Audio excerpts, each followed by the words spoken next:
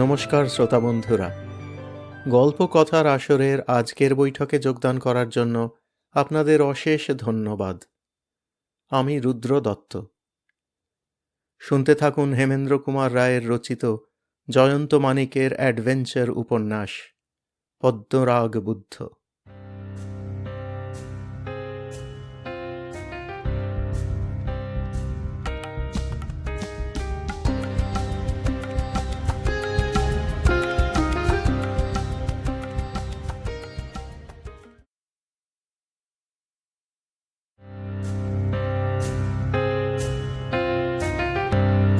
নূতন বিপদ। যদিও দূর থেকে অন্ধকারে কিছু দেখা গেল না, তবু সাহসী মানিককে অমনভাবে আর্তনাদ করে উঠতে দেখে সুন্দরবাবু তখনই বুঝে নিলেন যে ভয়ঙ্কর ভুতুড়ে কোনো ঘটনা ঘটেছে। মানিককে সাহায্য করবেন কি, তিনি নিজেই প্রায় মূর্ছিত হয়ে সেইখানে বসে পড়লেন, পালাবার শক্তি পর্যন্ত রইল না। অমলবাবুর অবস্থাও তথৈবচ। মানিক দেহের সমস্ত শক্তি দিয়ে নিজের হাতখানা ছিনিয়ে নেবার চেষ্টা করলে, কিন্তু পারলে না। যে হাতখানা এমন বজ্রমুষ্টিতে তার হাত চেপে ধরেছে, তা কিন্তু পাথরের নয়, রক্ত মাংসে গড়া মানুষের হাত। মানিক তাড়াতাড়ি বাঁ হাতে নিজের কোমরবন্ধ থেকে ধারালো ছুরিখানা টেনে বার করে ফেললে, এবং সঙ্গে সঙ্গে সুপরিচিত স্নিগ্ধ কণ্ঠে শোনা গেল, মানিক, ছুরি দিয়ে কি তুমি আমার হাতখানা কেটে ফেলতে চাও? বিষম বিস্ময়ে মানিক চেঁচিয়ে উঠল, জয়ন্ত! হ্যাঁ বন্ধু, আমি সেই পুরাতন জয়ন্তই, আপাতত জমালয়ের ফেরতা মানুষ। বলতে বলতে বুদ্ধমূর্তির পিছন দিক থেকে সশরীরে সকলের চোখের সামনে বেরিয়ে এসে দাঁড়ালো হাস্যমুখে জয়ন্ত। অমলবাবু একেবারে থ হয়ে গেলেন। এই যে জয়ন্তের প্রেতাত্মা, সে সম্বন্ধে সুন্দরবাবুর কোনোই সন্দেহ রইল না। তিনি প্রায় কাঁদো কাঁদো মুখে দুই হাতে নিজের চোখ ঢেকে ফেললেন, কারণ তাঁর পক্ষে এমন সচক্ষে প্রেত দর্শন অসম্ভব। মানিক বিস্ময়ে, আনন্দে ও উচ্ছ্বাসে প্রায় অবরুদ্ধ কণ্ঠে বললে, জয়, জয়, তুমি তুমি বেঁচে আছো। এক ভালো গণৎকার হাত দেখে বলেছিল, আমার পরমায়ু ৮০ বৎসর। অসময়ে মরিনি বলে বিস্মিত হচ্ছ কেন ভাই? কিন্তু তোমার সেই গুলিতে ছেঁদা টুপি, জমির উপরে ২ জায়গায় রক্তের দাগ, তোমার অন্তর্ধান, এসবের অর্থ কি? মানিক, এতদিন আমার সঙ্গে থেকেও তোমার পর্যবেক্ষণ শক্তি যে বাড়ল না, এ বড় দুর্ভাগ্যের কথা। জমির উপরে রক্তের দাগ আর ছেঁদা টুপি দেখেই হাল ছেড়ে দেওয়া তোমার উচিত হয়নি। তুমি আমার পায়ের মাপ জানো। যেখানে আমার টুপিটা পড়েছিল, সেখানে তুমি যদি আমার পদচিহ্ন পরীক্ষা করতে, তাহলে স্পষ্ট দেখতে যে আমি ২ পায়ে হেঁটে পাশের জঙ্গলের ভিতর গিয়ে ঢুকেছি। আর যেখানে অনেকটা রক্ত ছিল, সেখানটা খুঁজলে তুমি আমার পায়ের দাগ দেখতেই পেতে না, কারণ সেখানে আমি একবারও যাইনি। তবে আমি যখন বাংলোর দিকে ফিরছিলুম, তখন শত্রুরা অতর্কিতে আমাকে আক্রমণ করে। প্রথমেই বন্দুক ছুঁড়ে আমি তাদের একজনকে মাটিতে পেড়ে ফেলি বটে, কিন্তু পরমুহূর্তেই তাদের বন্দুকের এক গুলি আমার টুপি ভেদ করে মাথার খানিকটা ছাল তুলে নিয়ে বেরিয়ে গেল। আমি তৎক্ষণাৎ আত্মরক্ষার জন্য মাটিতে আছড়ে পড়ে চিরপুরাতন কৌশল অবলম্বন, অর্থাৎ মৃত্যুর ভান করলুম। তারপর ১০-১১ জন লোক আমার কাছে ছুটে এলো। আমার জামা হাতড়ে সেলাই করা পকেট কেটে সোনার চাকতিখানা বার করে নিলে। এমন সময় তোমাদের পায়ের শব্দ পেয়ে তারা তাদের মৃত বা আহত সঙ্গীকে মাটি থেকে তুলে নিয়ে পালিয়ে গেল। আমিও উঠে জঙ্গলের ভিতরে অদৃশ্য হলুম। কেন? আমি জানতুম তোমরা এই মন্দিরের দিকে আসবেই, আর শত্রুরা তোমাদের পিছু নেবে, কারণ চাবি তারা পায়নি। স্থির করলুম আমিও লুকিয়ে তাদের উপরে পাহারা দেব, যাতে তারা তোমাদের অনিষ্ট করতে না পারে। তারা জানে আমি বেঁচে নেই, সুতরাং আমি যে তাদের পিছু নিয়েছি এ সন্দেহ তারা করবে না। তোমাদের সঙ্গে থাকলে আমার এই সুবিধা হতো না। আমিও জানতে পারতুম না যে রাত আঁধারে বনবাদারে বিপদ আসবে কোন দিক থেকে। এতক্ষণে বুঝলুম চ্যানের হাত থেকে কে আমাকে বাঁচিয়েছে। হ্যাঁ, ওঙ্কারধামে চ্যান যখন তোমার গলা টিপে ধরে, আমি ছুটে গিয়ে বন্দুকের কুঁদোর বাড়ি তার মাথায় মারি। সে তখন ছোরা বার করে আমাকে আক্রমণ করতে আসে। আমি জুজুৎসুর এক প্যাঁচ কষতেই সে জমি আশ্রয় করলে, আর পড়বার সময় চ্যানের নিজেরই ধারালো ছোড়ায় তার বাঁ হাতের একটা আঙুল গেল উড়ে। সেই সময়েই তার কাছ থেকে সোনার চাকতিখানা আমি আবার কেড়ে নিই। চ্যান বেগতিক দেখে চম্পট দেয়। সোনার চাকতি তোমাদের দরকার হবে বুঝে সেখানা তোমার বুকের উপর রেখে আমিও অদৃশ্য হই।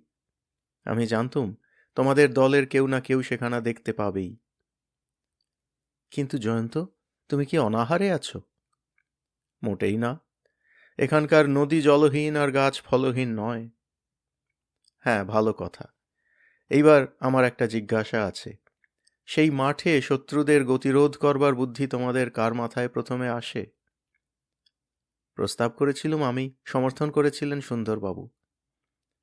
বাহ বাহ, চমৎকার। মানিক, তুমি যে চাল চেলেছ তা অতুলনীয়। এই এক চালেই তোমরা নিরাপদ হয়েছ। আমিও তারপরেই তোমাদের চেয়েও দ্রুত পদে এগিয়ে এই মন্দিরে এসে গা ঢাকা দিয়েছিলুম। সুন্দরবাবু অপ্রসন্ন মুখে বললেন, হুম, বেশ করেছিলে, কিন্তু আমাদের ভয়ে দেখাচ্ছিলে কেন? মোটেই ভয় দেখাইনি। আপনার ছেলে মানুষই ভয় দেখে আমি হাসি চাপতে গিয়েও পারলুম না, আর তাই শুনেই আপনি একেবারে ক্ষেপে গেলেন। খামোকা খেপিনি। পাথরের বুদ্ধ জ্যান্ত হলে কে না। মূর্তিটাই নড়বড়ে। কতকালের পুরনো ভাঙা মূর্তি, হাত দিলেই নড়ে। বিশ্বাস না হয় আপনি একবার হাত দিয়ে ঠেলে দেখুন না। না, আমি হাত দিয়ে ঠেলে দেখতে চাই না। আমি এখান থেকে পালাতে চাই। সে কি, এখনই পালাবেন কোথায়? এখনো যে পদ্মরাগ বুদ্ধ লাভ হয়নি। হ্যাঁ, সেই লাভের আশায় গয়া। সে নকশার কোনো মানে হয় না। এখন লাভে ব্যাং অপচয়ে ঠ্যাং করেই আমাদের মুখ শুকিয়ে ঘর পানে ফিরতে হবে। সুন্দরবাবু, নকশার মানে আমি বুঝেছি বলেই কলকাতা থেকে এত দূরে ছুটে এসেছি। অমলবাবু সবিস্ময়ে বললেন, নকশার মানে বুঝেই আপনি এখানে এসেছেন? হ্যাঁ অমলবাবু, কলকাতাতেই যখন আমি আপনার মুখে শুনলুম যে নকশার সিঁড়ি আছে, অথচ বেদির গা বেয়ে কোনো সিঁড়ি আপনি দেখেননি, তখনই তার অর্থ বোঝবার চেষ্টা করেছিলুম। এখন দেখা যাক আমার আন্দাজ ঠিক কিনা। ওহে হাতি সিং, তোমার লোকজন নিয়ে মন্দিরের ভিতরে এসো। বড় অন্ধকার, আগে আলোগুলো জ্বালো। হাতি সিং সদল বলে বাহির থেকে ভিতরে এলো। 4টে পেট্রোলের লণ্ঠন জ্বালা হলো। এই প্রাচীন মন্দির হয়তো রাত্রে কখনো উজ্জ্বল আলো দেখবার সৌভাগ্য লাভ করেনি। সুন্দরবাবু হাঁপ ছেড়ে বললেন, আহ, আলো দেখে ধরে প্রাণ এলো। এখন দেখছি বাইরেই অন্ধকার। আমি আর বাইরে পা বাড়াচ্ছি না। জয়ন্ত বললে, বেদিটা এখানে এসেই আমি দেখে নিয়েছি। মানিক, তুমি যদি বন্দুকের কুঁদো দিয়ে ঘা মেরে পরীক্ষা করতে, তাহলে বেদিটা বুঝতে তোমাদের কোনোই কষ্ট হতো না। হাতি সিং, তোমার লোকজনদের কুড়ুল নিয়ে এই বেদিটা ভেঙে ফেলতে বলো। হাতি সিংয়ের অনুচরেরা তখনই বেদি ধ্বংসে প্রবৃত্ত হল। অন্য সকলে বিপুল কৌতূহলে আগ্রহদীপ্ত চক্ষে তাদের কাণ্ড দেখতে লাগল। জয়ন্ত বললে, পাথরের বেদি যখন ফাঁপা, তখন ভিতরে নিশ্চয়ই কোনো রহস্য আছে। ঠং ঠঙা ঠং ঠং ঠঙা ঠং। কুড়ুলের পর কুড়ুলের ঘা, অতি নিস্তব্ধ মন্দির ঘন ঘন শব্দে পরিপূর্ণ হয়ে যেন গম গম করে উঠল। শব্দের চোটে সেই নড়বড়ে বুদ্ধমূর্তি আবার কাঁপতে শুরু করেছে দেখে সুন্দরবাবুর গায়ে কাঁটা দিলে। বেদিটা গাঁথা ছিল কয়েকখানা বড় বড় পাথর দিয়ে। একখানা পাথর সরানো হয় আর দেখা যায় বেদির তলা ফাঁকা, কিন্তু অন্ধকার ভরা গর্ভ ক্রমেই বড় হয়ে উঠছে। জয়ন্ত বললে, ব্যাস, আর পাথর সরাতে হবে না। হাতি সিং, একটা লণ্ঠন উঁচু করে তুলে ধরো তো। হাতি সিং ভাঙা বেদির গর্তের উপরে একটা হাজারবাতি লণ্ঠন তুলে ধরলে। উঁকি মেরে দেখা গেল গর্তের ভিতর দিয়ে একসার পাথরের সিঁড়ি নিচের দিকে সোজা নেমে গিয়েছে। জয়ন্ত উৎফুল্ল কণ্ঠে বললে, এখন বুঝতে পারছো তো মানিক, যে রহস্য চোখে দেখা যায় না, সোনার চাকতির নকশা তাই এঁকে রেখেছে। আমি গোড়াতেই এটা বুঝতে পেরেছিলুম, নকশা যদি বাজে হতো তাহলে অত সাবধানে, অত গোপনে, অত যত্ন করে বুদ্ধমূর্তির মধ্যে রক্ষা করা হতো না। পদ্মরাগ বুদ্ধকে যদি প্রণাম করতে চাও তাহলে আমার সঙ্গে এই সিঁড়ি দিয়ে নিচে নামবে চলো। অমলবাবু অভিভূত কণ্ঠে বললেন, জয়ন্তবাবু, আশ্চর্য আপনার বুদ্ধি। জয়ন্ত বললে, বুদ্ধি হচ্ছে স্বাভাবিক, তা আশ্চর্য নয়। সব মানুষ যে তা ব্যবহার করতে পারে না, এইটাই হচ্ছে আশ্চর্য। সুন্দরবাবু খুঁতখুঁত করতে করতে বললেন, তাই তো, এ যে আবার নতুন বিপদ দেখছি। ওই পাতালের ভিতর ঢুকলে আবার বেরুতে পারবো তো? ওখানে কোন ভয়ঙ্কর ওঁত পেতে আছে তা কে জানে। মানিক বললে, তাহলে আমরা নিচে নামি, আপনি এইখানে বসে বিশ্রাম করুন। সুন্দরবাবু বললেন, একলা? বাপরে, তাও কি হয়? পড়েছি মোগলের হাতে, খানা খেতে হবে সাথে। আমি তোমাদের সঙ্গে সঙ্গেই থাকবো, যা থাকে কপালে। হুম।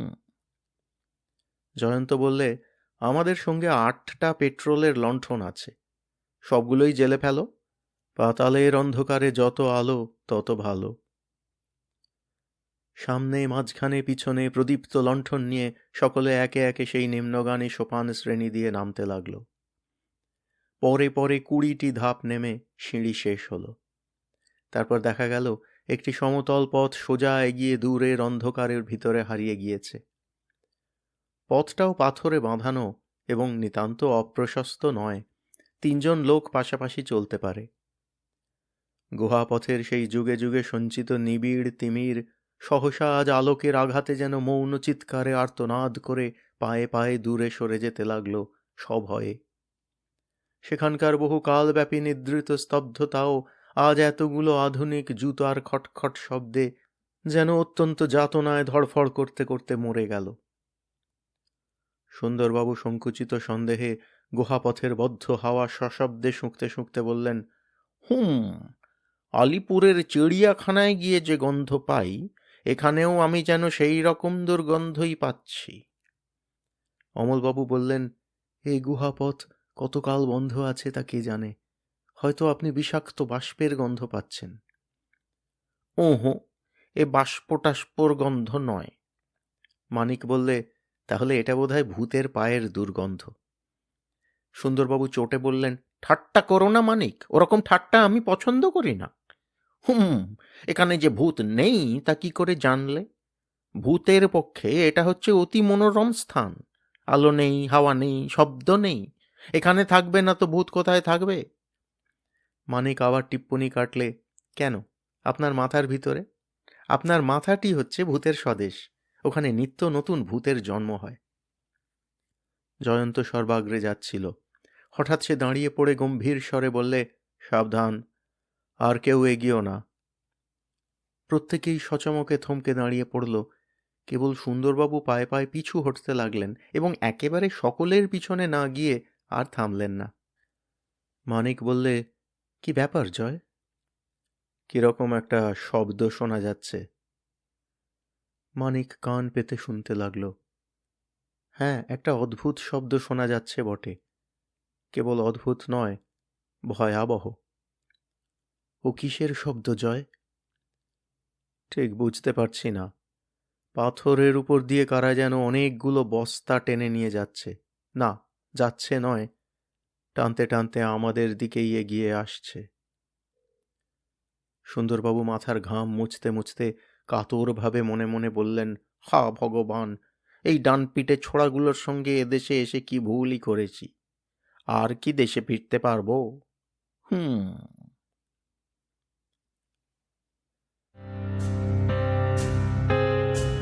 বুদ্ধং শরণং গচ্ছামি।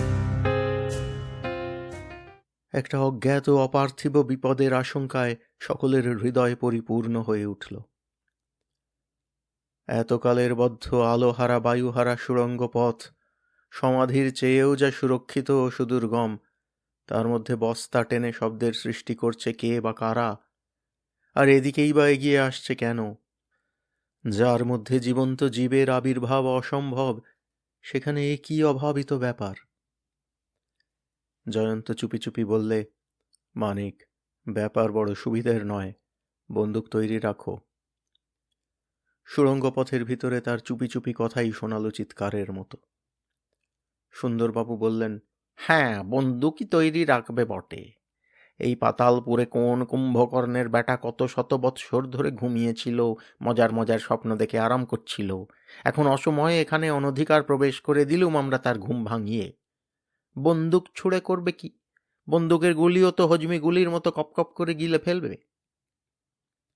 জয়ন্ত ও মানিক কিংকর্তব্য বিমূঢ়ের মতো দাঁড়িয়ে রইল। বস্তা টানার মতো শব্দ ক্রমেই বেড়ে উঠছে, সেই সঙ্গে আরও একটা বেয়াড়া আওয়াজ শোনা যেতে লাগলো। কে যেন মাটির উপরে দুম দুম করে খুব ভারী ভারী জিনিস আছড়ে ফেলছে অত্যন্ত অধীরভাবে। জয়ন্ত এসব শব্দের কোনো হদিশ খুঁজে পেলে না। এ যেন কার আস্ফালনের শব্দ।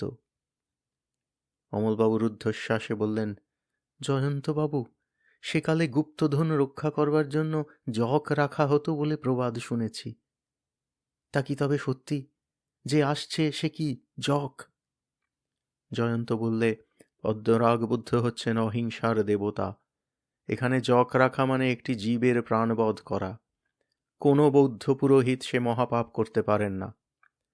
জকের কথা সত্যি কিনা জানি না, সত্যি না হওয়াই সম্ভব।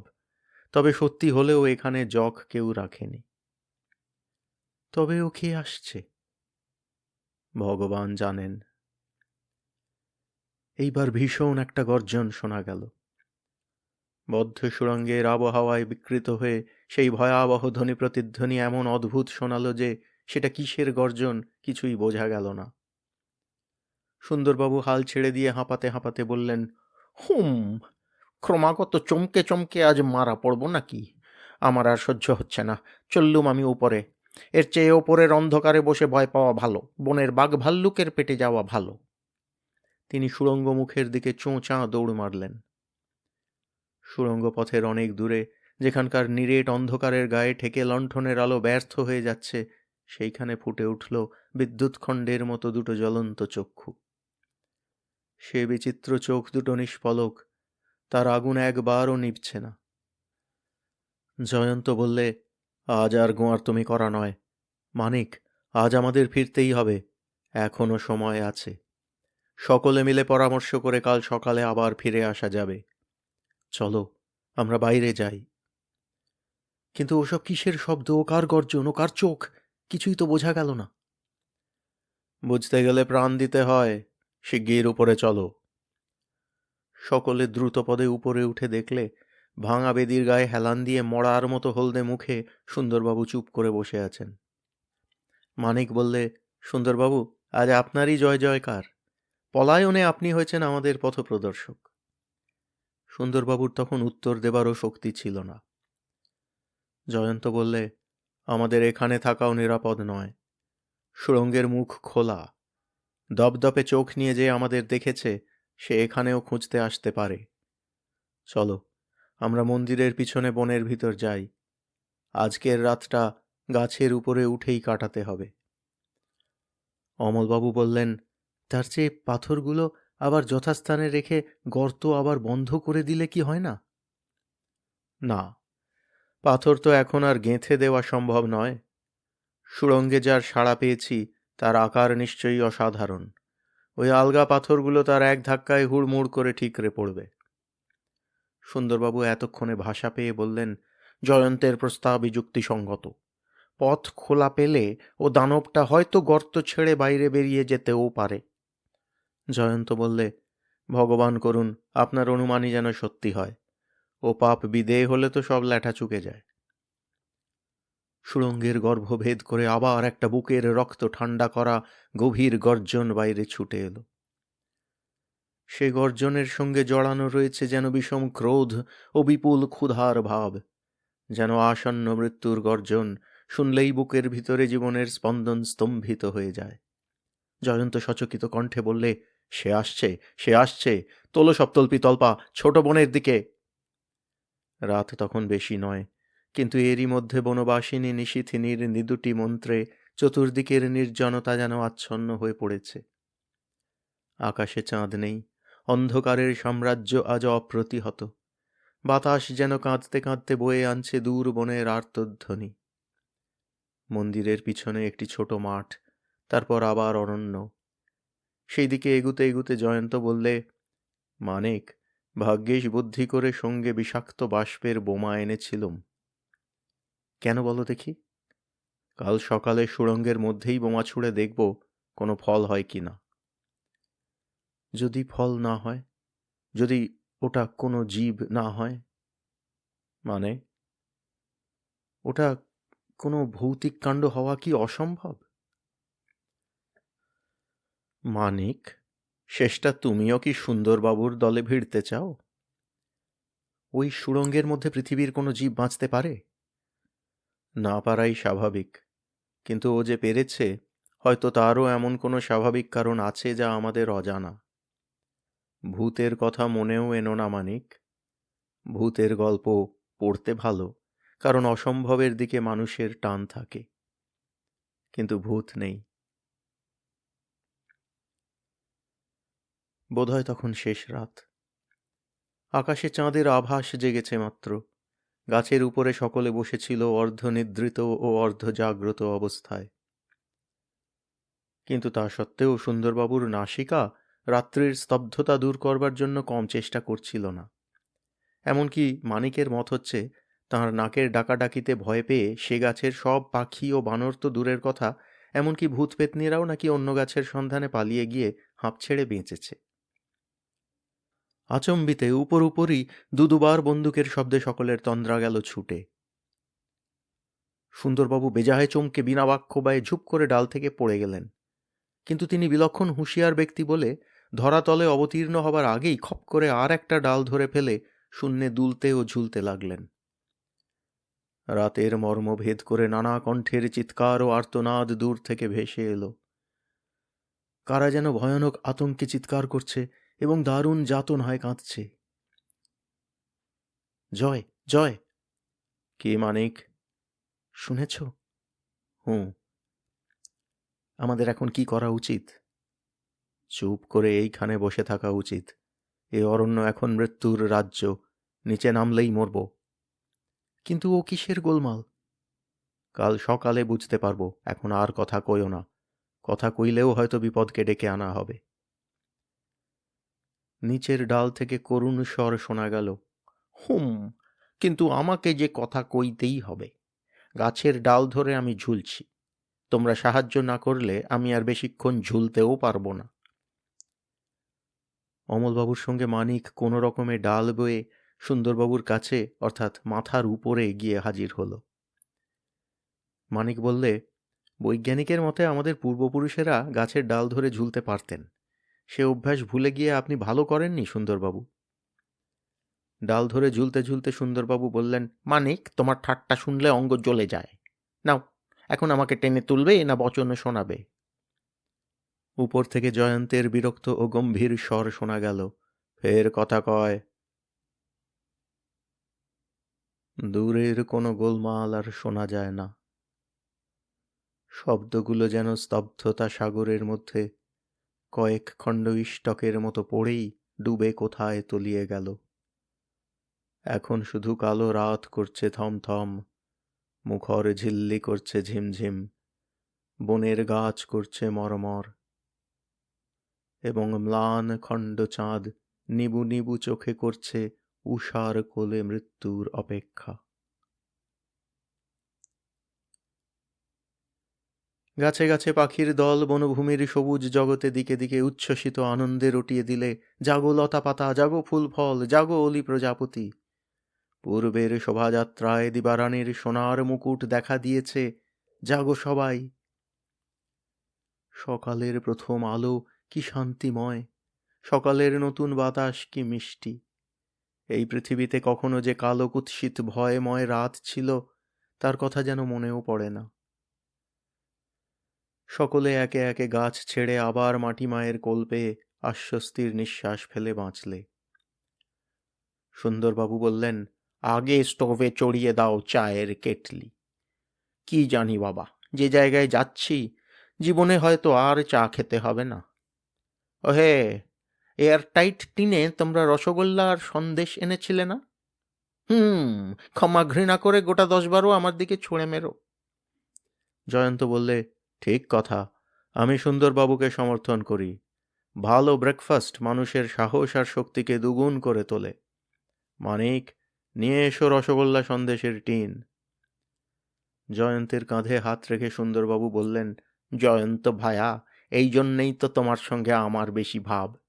খাওয়া দাওয়ার ব্যাপারে তোমার মতো মনের মানুষ দুর্লভ। প্রাতরাশ শেষ করে সকলে আবার ভাঙা মন্দিরের দিকে অগ্রসর হলেন। সুন্দরবাবু আকাশ বাতাস কাঁপিয়ে বার কয়েক দুর্গা দুর্গা বলে চেঁচিয়ে নিলেন। মানিক বললে, সুন্দরবাবু, শ্রীদুর্গার কান দুটি কালা নয়, অমন বিকট স্বরে না চেঁচালেও তিনি শুনতে পাবেন। সুন্দরবাবু বললেন, এই, ঠাট্টা শুরু হলো তো? আচ্ছা মানিক, তুমি আমার পিছনে এত লাগো কেন বলো দেখি? মানিক মুচকে হেসে বলল, আপনাকে বেশি ভালোবাসি কি না? জয়ন্ত তার প্রিয় বাঁশের বাঁশিটি বার করেছে এবং ভৈরবী রাগিনীর লীলায় প্রভাতকে আরও সুন্দর করে তুলে মাঠের উপর দিয়ে সব আগে এগিয়ে চলেছে। মাঠে ফুটেছে অজস্র ঘাসের ফুল, কেউ সাদা, কেউ হলদে। আশেপাশে ঘুরে ফিরে ডানা মেলে উড়ে বেড়াচ্ছে খুব ছোট জাতের একরকম প্রজাপতি। মাঝে মাঝে তাদের কাছে বাহাদুরি নেবার মতলবে গঙ্গা ফড়িং হাই জাম্পের নানান কায়দা দেখাচ্ছে। মাঠ পার হয়ে বাঁশি বাজাতে বাজাতে জয়ন্ত মন্দিরের দরজার উপরে উঠল। বাঁশিতে বাজছিল তখন কোনো গানের অন্তরা, কিন্তু হঠাৎ তার সুর বোবা হয়ে গেল একেবারে। মানিক দূর থেকেই লক্ষ্য করলে জয়ন্ত বাঁশিটি তাড়াতাড়ি পকেটে পুরে পিঠে বাঁধা বন্দুকটা নামিয়ে নিলে। দেখেই সে ঝড়ের বেগে ছুটল। সুন্দরবাবু বুঝলেন আবার কোনো অঘটন ঘটেছে। একটা দুঃখের নিঃশ্বাস ফেলে সঙ্গীদের দিকে ফিরে বললেন, তোমরাও ছুটে এসো, বলেই তিনি দৌড়তে লাগলেন। অমলবাবু একান্ত নাচারের মতো বললেন, হে ভগবান, আবার কি হলো? আর যে পারি না। মন্দিরের দরজার কাছে দাঁড়িয়ে সকলে যে বীভৎস দৃশ্য দেখলে, ভাষায় তা ঠিকমতো বর্ণনা করা অসম্ভব। মন্দিরের মেঝের উপরে অনেকখানি জায়গা জুড়ে পড়ে রয়েছে বিরাট এক অজগর সাপ। এত বড় অজগর দেখা যায় না বললেই হয়। লম্বায় সে হয়তো 30 ফুটের কম হবে না, এবং দেহও তার অসম্ভব রকম মোটা। কিন্তু এই ভয়াবহ দৃশ্য অধিকতর ভয়ঙ্কর হয়ে উঠেছে আর এক অভাবিত কারণে। অজগরের বিপুল কুণ্ডলীর ভিতরে প্রায় রক্তাক্ত মাংসপিণ্ডে পরিণত হয়ে বন্দী হয়ে রয়েছে দুটো মানুষের মৃতদেহ। তৃতীয় একটা দেহ অজগরের লেজের কাছে মেঝের উপরে হাত পা ছড়িয়ে আড়ষ্ট হয়ে আছে। তার মাথাটা একেবারে চূর্ণ বিচূর্ণ হয়ে গিয়েছে এবং তার পাশে পড়ে একটা ভাঙা বন্দুক। অজগরটাও বেঁচে নেই, তারও মাথা ভেঙে গুঁড়ো হয়ে গেছে। মন্দিরের ভিতরে যেদিকে তাকানো যায় সেই দিকে রক্ত আর রক্ত। কোথাও পড়ে আছে চাপ চাপ রক্ত, কোথাও আঁকা বাঁকা রক্তের ধারা। রক্তের ফিনকি মন্দিরের দেওয়ালেও গিয়ে লেগেছে। এত রক্ত অমলবাবু এক জায়গায় কখনো দেখেননি। তার মাথা ঘুরে গেল, প্রায় অজ্ঞানের মতো তিনি ধপাস করে বসে পড়লেন। অনেকক্ষণ স্তম্ভিতের মতো দাঁড়িয়ে থাকবার পর জয়ন্ত ভারাক্রান্ত কণ্ঠে বললে, তাহলে কাল আমরা এই অভাগাদেরই আর্তনাদ শুনেছিলুম? মানিক বললে, তাছাড়া আর কি? সুন্দরবাবু বললেন, কিন্তু কে এরা? জয়ন্ত বললে, বুঝতে পারছেন না? এরা যে আমাদেরই বন্ধু। আপনাদের গুলি খেয়েও এদের আশ মেটেনি। পদ্মরাগ বুদ্ধের উপরে এদের এত ভক্তি যে আমরা কি করছি দেখবার জন্য রাত্রে মন্দিরে এসে ঢুকেছিল। অমলবাবু ক্ষীণ কণ্ঠে বললেন, আমি চ্যান আর ইনকে চিনতে পেরেছি। বন্দুকের পাশের লোকটা হচ্ছে ইন, আর অজগরের কুণ্ডলীর ভিতরে মুখ খিচিয়ে রয়েছে চ্যান। অন্য লোকটাকে চিনি না। জয়ন্ত বললে, সমস্ত ব্যাপারটাই বেশ স্পষ্ট বোঝা যাচ্ছে। সাপ কখনো গর্ত খোঁড়ে না, অন্য জীবের খোঁড়া গর্তে সে আশ্রয় নেয়। কোনো জন্তু উপর থেকে গর্ত খুঁড়ে পদ্মরাগ বুদ্ধের সুড়ঙ্গে গিয়ে আশ্রয় নিয়েছিল। অজগর মহাপ্রভু সেই গর্ত দিয়ে ভিতরে ঢুকে তাকে ফলার করেন, আর তারপর থেকে মনের সুখে সুড়ঙ্গেই বাস করতে থাকেন। কাল রাত্রে উনি আমাদেরও ফলার করার চেষ্টায় ছিলেন, কিন্তু আমরা আত্মত্যাগে রাজি না হওয়াতে উনি বেরিয়ে এসে আমাদের অভদ্রতায় অত্যন্ত বিরক্ত আর ক্রুদ্ধ হয়ে মন্দিরের ভিতরেই বেরিয়ে বেড়াচ্ছিলেন, বা কোনো কোণ বেছে নিয়ে কুণ্ডলী পাকিয়ে শুয়েছিলেন।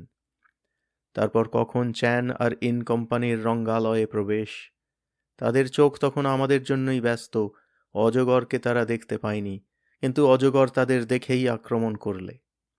চ্যান আর তার একজন সঙ্গী প্রথম আক্রমণেই তার কুণ্ডলীর ভিতরে ধরা পড়ল। ইনের হাতে ছিল বন্দুক। সব ব্যর্থ লক্ষ্যে অজগরের মাথা টিপ করে দুবার বন্দুক ছুড়লে সঙ্গে সঙ্গে অজগরের বিষম লেজের ঝাপটায় তার মাথা আর হাতের বন্দুক গেল গুঁড়িয়ে। বাকি যারা ছিল তারা করলে সবেগে পলায়ন। ব্যাপারটা বোধহয় অনেকটা এই রকমই হয়েছিল। অর্থাৎ আমাদের মানুষ শত্রুর দল নিজেরাই আত্মবলি দিয়ে আমাদের অজগর শত্রুকে বধ করে আমাদের পথ সাফ করে দিয়েছে। ভগবানকেও ধন্যবাদ, চ্যান অ্যান্ড ইন কোম্পানিকেও ধন্যবাদ, আর ধন্যবাদ দিই পদ্মরাগ বুদ্ধদেবকেও। তিনি সত্যিই যদি থাকেন, তবে আমাদের হস্তগত হলে তিনি বোধ করি খুশি হবেন। সুন্দরবাবু এতক্ষণ পরে ভরসা করে মন্দিরের ভিতরে এগিয়ে গিয়ে বললেন, হুম, বেটা অজগর, তুমি আমাদেরই জলযোগ করবার ফিকিরে ছিলে বটে। বলেই তিনি মৃত অজগরের কুণ্ডলীর উপরে বন্দুক দিয়ে একটা আঘাত করলেন, এবং যেমন আঘাত করা অমনি সঙ্গে সঙ্গে অজগরের মৃতদেহটা কুণ্ডলী পাকিয়ে লাফিয়ে উঠল। সুন্দরবাবু মৃত অজগরের এমন কল্পনাতীত ব্যবহার আশা করেননি। তিনি ভয়ানক ভড়কে হঠাৎ পিছিয়ে আসতে গিয়ে টাল সামলাতে না পেরে মস্ত ব্যায়ামবীরের মতো আশ্চর্য এক ডিগবাজি খেয়ে মেঝের উপরে সশব্দে আছাড় খেয়ে পড়লেন এবং ষাঁড়ের মতো স্বরে চেঁচিয়ে উঠলেন, ওরে বাবা রে, অজগরটা এখনো জ্যান্ত আছে যে রে, আমার প্রাণ গেল রে। জয়ন্ত তাড়াতাড়ি সুন্দরবাবুকে অতি অনায়াসে মাটি থেকে শূন্যে তুলে নিয়ে সরে এলো এবং তাকে আবার সোজা করে দাঁড় করিয়ে দিলে। অজগরের দেহটা তখনও ফুলে ফুলে উঠছে এবং কুণ্ডলীর পর কুণ্ডলী পাকাচ্ছে। সুন্দরবাবু মহাভয়ে আর একবার সেই দিকে তাকিয়েই বেগে পলায়ন করতে উদ্যত হলেন, কিন্তু জয়ন্ত হাত ধরে তাকে টেনে রাখলে। সুন্দরবাবু পাগলের মতন বলে উঠলেন, আমাকে ছেড়ে দাও জয়ন্ত, আমাকে ছেড়ে দাও, আমি অজগরের খোরাক হতে চাই না। জয়ন্ত হেসে বললে, সুন্দরবাবু শান্ত হন। শান্ত হব? জ্যান্ত অজগরের সামনে শান্ত হব? ভয় নেই সুন্দরবাবু। অজগরের প্রাণ না থাকলেও তার দেহ ঘন্টার পর ঘন্টা ধরে নড়ে চড়ে কুণ্ডলী পাকায়। অবশ্য তখনও ওই কুণ্ডলীর ভিতরে গিয়ে ঢুকলে কোনো জীবেরই রক্ষা নেই, কিন্তু সে আর তেড়ে এসে কারুকে ধরতে পারে না। সুন্দরবাবু দুই চক্ষু বিস্ফারিত করে অজগরটার দিকে তাকিয়ে বললেন, বটে বটে বটে, তাহলে আমি আর পালাবো না, কিন্তু আমার ভয়ানক লেগেছে। আমি ডিগবাজি খেয়ে পাথরের মেঝের উপর আছাড় খেয়েছি। ওহ! জয়ন্ত এক পাশ দিয়ে এগিয়ে ভাঙা বেদির সুড়ঙ্গ মুখের কাছে গিয়ে প্রসন্ন কণ্ঠে বললে, এখন দূরে যাক সমস্ত দুঃস্বপ্ন, চোখের সামনে জেগে উঠুক পদ্মরাগ বুদ্ধের প্রতিমা। হাতি সিং, সকালেই আবার জালো রাতের আলো, কেননা পাতালে দিনও নেই, রাতও নেই, আছে শুধু রন্ধ্রহীন অন্ধকার। হাতি সিংয়ের লোকজনেরা আলো জ্বালল। সকলে আবার পাতালপুরীর সোপান দিয়ে নিচে নামতে লাগল। সঙ্গে সঙ্গে রবিকরোজ্জ্বল প্রভাতের সমস্ত রং আর সুর আর গন্ধের সঙ্গে ঘটল বিচ্ছেদ। সুড়ঙ্গের সুদূর অন্ধকারের পানে তাকিয়ে সুন্দরবাবুর কানে কানে মানিক বললে, আচ্ছা, অজগরের বিধবা বউ যদি ওখানে থাকে তাহলে আপনি কি করবেন? সুন্দরবাবু চমকে উঠে খুব সন্দেহের সঙ্গে সুমুখের দিকে চেয়ে বললেন, আমাকে আর নতুন ভয়ে দেখিও না মানিক। অজগরের বিধবা বউয়ের সঙ্গে কারুর আর দেখা হলো না বটে, কিন্তু নতুন এক নিরাশায় ভেঙে পড়ল সকলের মন। সোজা পথ, কোথাও কোনো শাখা প্রশাখা নেই, কিন্তু খানিক পরেই পথ গেল ফুরিয়ে। সম্মুখে দাঁড়িয়ে রয়েছে এক নিথর পাথরের দেওয়াল। সকলে খানিকক্ষণ হতভম্বের মতো পরস্পরের মুখ চাওয়াচাওয়ি করতে লাগল। অমলবাবু ভাঙা ভাঙা গলায় বললেন, এই পাথরের দেওয়ালে মাথা ঠুকে আমাদের সকল আশার আজ অন্ত হল।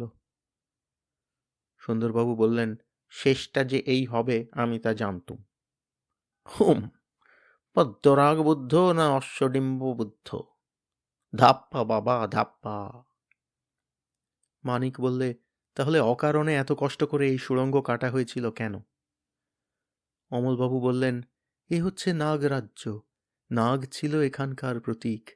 ওঙ্কারধামের ভাস্কর্যে সর্বত্রই তাই নাগমূর্তির ছড়াছড়ি। ভারতের অনেক তীর্থক্ষেত্রে যেমন পবিত্র কুমির পোষা হয়, বাংলাদেশে যেমন বাস্তু সাপকে ঠাঁই দেওয়া হয়, এই মন্দিরেও তেমনি সুড়ঙ্গ কেটে পবিত্র অজগরকে রাখা হয়েছিল। জয়ন্ত ভাবতে ভাবতে মাথা নেড়ে বললে, ওহো, আপনার যুক্তি মনে লাগছে না। যে অজগরকে মনে করা হয় পবিত্র, ভক্তরা সুড়ঙ্গের মুখ বন্ধ করে তাকে কখনো কবর দিয়ে জ্যান্ত মারবার ব্যবস্থা করত না। আমার মনে একটা সন্দেহ জাগছে। হাতি সিং, তোমার লোকজনদের এগিয়ে আসতে বলো, ভেঙে ফেলুক তারা এই পাথরের দেওয়াল, দেখা যাক দেওয়ালের ওপাশে কি আছে। বলেই সে রূপোর শামুকের নস্যদানি বার করে ঘন ঘন নস্য নিতে লাগল। মানিক জানত জয়ন্ত খুশি হলে নস্য না নিয়ে পারে না, কিন্তু আপাতত আনন্দের বদলে সে আশঙ্কার কারণই খুঁজে পেলে। তাড়াতাড়ি বললে, জয়, সেই পুকুরের কথা তোমার মনে আছে তো? পুকুরের কোণ থেকে যে পথটা মন্দিরে গিয়ে পৌঁছেছে, এই সুড়ঙ্গ আছে ঠিক তার নিচে। সুতরাং আমরা এখনও হয়তো সেই পুকুরের পাশে বা নিচে এসে দাঁড়িয়েছি। দেওয়াল ভাঙলে সুড়ঙ্গের ভিতর হুড় হুড় করে জল ঢুকতে পারে, তখন আমাদের কি দশা হবে? জয়ন্ত বললে, সব দেওয়াল তো একসঙ্গে ভাঙা হবে না, জল ঢুকলে পালাবার ঢের সময় পাওয়া যাবে। ভাঙো দেওয়াল। দেওয়ালের উপর পড়তে লাগলো কুড়ুলের পর কুড়ুলের ঘা। শক্ত দেওয়াল, সহজে ভাঙা যায় না। অনেক কষ্টে একখানা পাথর সরানো হলো। জয়ন্ত সেই ফাঁকটার ভিতরে হাত চালিয়ে অল্পক্ষণ কি অনুভব করলে, তারপর মহা উৎসাহে বলে উঠল, চালাও কুড়ুল, সরাও পাথর, আমার সন্দেহ মিথ্যে নয়, সুড়ঙ্গ অকারণে কাটা হয়নি। মানিকও তাড়াতাড়ি সেই ফাঁকের ভিতর হাত ঢুকিয়ে দিয়ে সানন্দে চেঁচিয়ে বলল, দেওয়ালের ওপাশে কাঠের মতো কি হাতে ঠেকছে, বোধহয় দরজা। সুন্দরবাবু বিপুল কৌতূহলে বললেন, হ্যাঁ, বলো কি, দরজা? আলি বাবার 40 দস্যুর রত্নগুহা, চিচিং ফাঁক, চিচিং ফাঁক, চিচিং ফাঁক।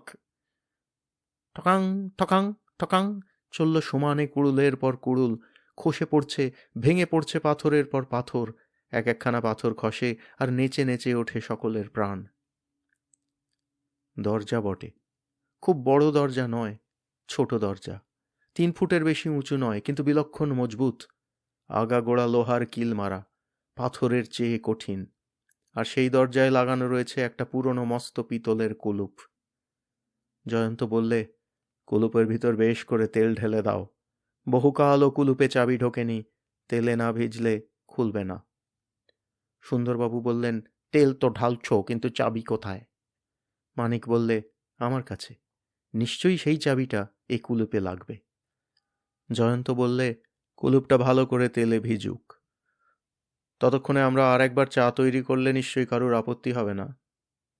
সন্দেশ আর রসগোল্লার টিন আর একবার বার করলে আপনি কি রাগ করবেন সুন্দরবাবু?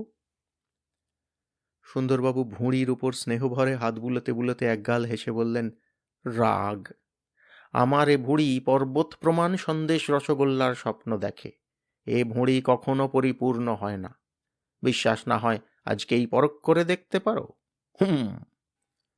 মানিক স্বহস্তে দ্বিতীয় দফা চা তৈরি করতে বসল। অমলবাবু বললেন, এইবার পদ্মরাগ বুদ্ধের সব রহস্য টের পাওয়া যাবে। জয়ন্ত বললে, হ্যাঁ, পদ্মরাগমণির সঙ্গে বুদ্ধদেবের সম্পর্ক কি, এইবারেই তা জানতে পারব। অবশ্য এটা আমার জানা আছে যে পৃথিবীর মধ্যে সবচেয়ে ভালো পদ্মরাগমণি ব্রহ্মদেশ ছাড়া আর কোথাও জন্মায় না। পৃথিবীতে সবচেয়ে কঠিন বস্তু হচ্ছে হীরক, তারপরেই পদ্মরাগের স্থান। কিন্তু সমান ওজনের হীরকের চেয়ে পদ্মরাগমণি বেশি মূল্যবান। চায়ের পেয়ালা যখন খালি হলো, সন্দেশ রসগোল্লা যখন ফুরুল, তখন মানিক সগর্বে বার করলে তার পকেটের চাবি, এবং সেই চাবি ঢুকল কুলুপের গর্ভে, এবং একবার ঘোরাতেই কুলুপ গেল খুলে। সমস্ত গুহা চিৎকার শব্দে পরিপূর্ণ করে জয়ন্ত বললে, জয় পদ্মরাগ বুদ্ধের জয়। দরজা ঠেলে ভিতরে ঢুকে দেখা গেল ছোট একটি ঘর। তার মেঝে, তার দেওয়াল, তার ছাদ সব পাথরে গড়া। সুতীব্র আধুনিক আলোকের আঘাতে কতকাল পরে সেখানকার প্রাচীন ও নিবিড় অন্ধকারের মৃত্যু হল, তার হিসাব কেউ জানে না। ঘরে আর কোনো আসবাব নেই, কেবল মাঝখানে রয়েছে কোনো ধাতু দিয়ে গড়া একটি মাঝারি সিন্দুক। জয়ন্ত ঘরের চারিদিক তাকিয়ে বললে, মানিক, দেখো, পাথরের ঘর, তবু স্যাঁতস্যাঁতে। পাথরের জোড়ের ভিতর দিয়ে জল গড়াচ্ছে। ব্যাপার কিছু বুঝতে পারছো? পারছি জয়, এই ঘরটা আছে সেই পুকুরের নিচে। এখন এটাও বুঝতে পারছো তো, নকশায় পুকুরের পশ্চিম কোণে সেই চিহ্নিত জায়গাটা কেন আঁকা হয়েছে? পুকুরের তলায় এই ঘরটা আছে, মন্দিরগামী রাস্তার তলায় এই সুড়ঙ্গটা আছে, বেদির তলায় সিঁড়ির সার আছে, নকশা দিয়েছে তারই ইঙ্গিত। সাধারণ লোকে নকশা দেখলেও কিছু বুঝতে পারতো না, কিন্তু আমরা হচ্ছি অসাধারণের চেয়েও অসাধারণ।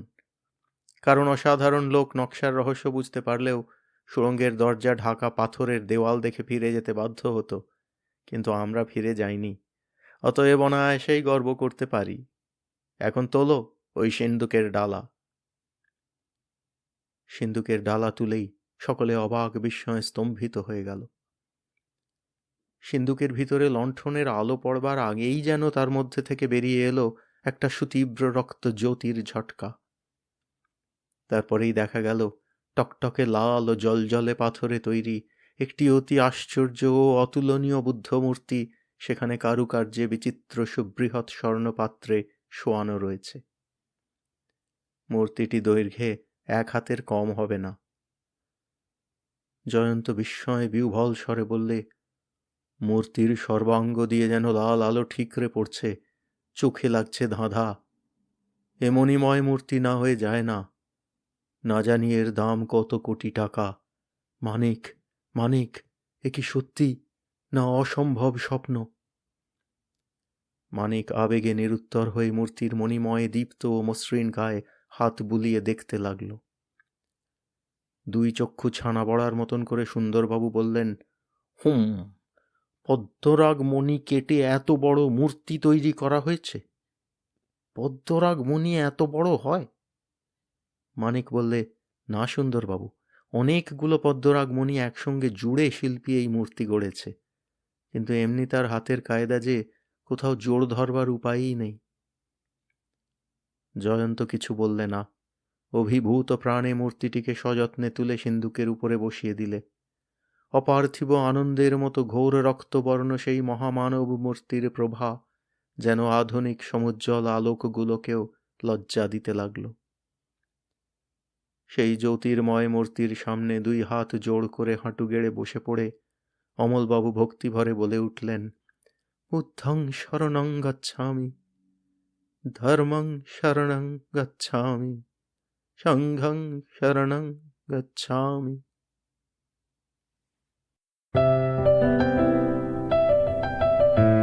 আপনাদের মতামত আমাদের জানাতে ভুলবেন না কিন্তু শ্রোতা বন্ধুরা। আমাদের ওয়েবসাইট golpokothar.asor.org, GOLPOKOTHARASOR.org।